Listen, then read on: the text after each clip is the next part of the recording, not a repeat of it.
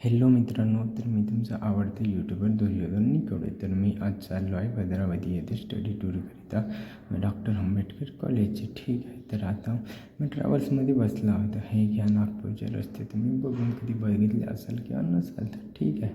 तर आता मी ट्रॅव्हल्समध्ये बसलो होतो, तर त्यानंतर लागली आम्हाला 1:30 वाजला होता. तर सरांनी आमच्यासाठी नाश्ता तरी पावते नागपूरचा फेमस होता ओरिजिनल केला आणि त्यानंतर आम्ही निघालो समोरच्या प्रवासासाठी. ठीक आहे, तर काका म्हणते जी कार जाते तिला ओव्हरट्रॅक मारत होते म्हणून जोरानं चालवत होता काका. त्यानंतर आम्ही पोहोचलो भद्रावती येथील लेणीमध्ये. तर काका म्हणते का ट्रॅव्हल्स बहुत गरम झाली आहे, तर पाणी टाकतो. आता पाणी टाकत होता काका. ठीक आहे, तर हे सर म्हणते एका म्हणजे चला म्हणजे दुर्योधन आतमध्ये जाता. हा मेन गेट लेणीचा पहिला. तर मित्रांनो, मी तुम्हा सर्वांना ही जी भद्रावतीची प्राचीन लेणी आहे, जे आज पण साक्ष देत आहे वाकाटक काळातील, हे मी याच्याबद्दल तुम्हाला लेणी तुम्हाला पाहायची बी असेल तर कधी येऊ शकता. बा नागपूरपासून 150 किलोमीटर आहे आणि 2 घंट्याचा प्रवास आहे, तर येऊ शकता. तर हे आमचे मार्गदर्शक सर आहे, जे म्हणजे मॉरिस कॉलेज आमच्या कॉलेजचे तर नाही आहे, पण ते मार्गदर्शन आम्हाला चांगल्या इतिहासाबद्दल सांगत आहेत. ठीक आहे, आणि हे समोरचा गेट आहे जो लेणीचा आहे, आमच्या अंकित सरांनी द्या. तसं ते मॅडम आहे जे आमच्या कॉलेजच्या आहे. त्यानंतर हे आपण लेणीमध्ये चाललो.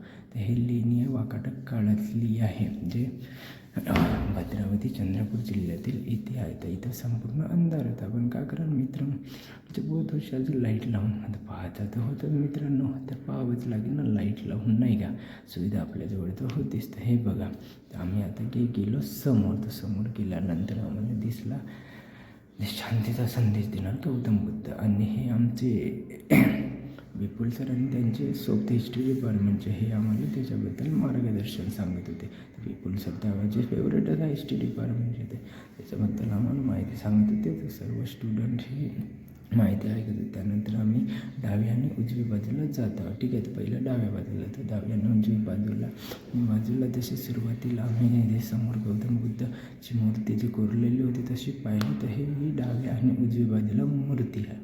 हे तर हा माझा मित्र जो ज्युनियर आहे, आणि हे अंकित सर. आता त्यानंतर आम्ही चाललो वरती. तर वरती आता जात आहोत. भूक तर लागली होती मित्रांनो, पण का करायला, तर जावं तर लागेल, स्टडी टूर हो.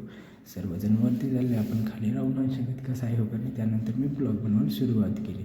तर हे पहा ना, मी तर आता कसं ब्लॉग बनवायचा असल्यामुळे वरती जावंच लागेल. हे माझे मित्रमैत्रीण थकले भागलेले, पण आता काय करायला, सगळ्यांना जावंच लागते. त्यानंतर मी आता हळूहळू अपने मंजिल की तरफ मैं जा रहा हूँ. ठीक आहे, कुछ पाने के लिए कुछ खोना पडतं आहे, असं काम झालं. किती व्ह्यू छान दिसते ना भद्रावतीचा या लेणीच्या वरती. ठीक आहे, त्या लेणीवरती काय आहे तर मी तुम्हाला दाखवतो. आता त्या लेणीवरून भद्रावती कशी दिसते आणि त्या लेणीवरती कसा व्ह्यू दिसते. ठीक आहे, तर इथे पहा गौतम बुद्धाचा पुतळा आहे त्या लेणीवरती. हे आमचे विपुल सर आणि हे माझे सगळे मित्र. हे जे पुतळा आहे आत्ता 5-6 वर्षामध्ये इथं अनावरण केलं आहे. आणि आता मी तुम्हाला दाखवतो ट्रेन.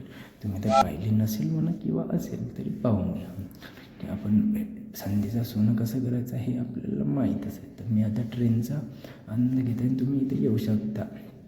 ट्रॅव्हल्सने येऊ शकता. 2 तासाचा इथं प्रवास आहे आणि 150 किलोमीटर आहे. त्यानंतर लागली होती भूक, तर आम्ही गेलो खाली.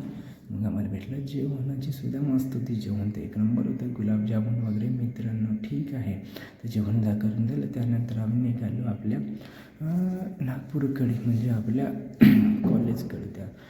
ठीक आहे मित्रांनो, निघालो आणि आपली आता झालेली होती वेळ. तर आपण नेक्स्ट ब्लॉगमध्ये भेट.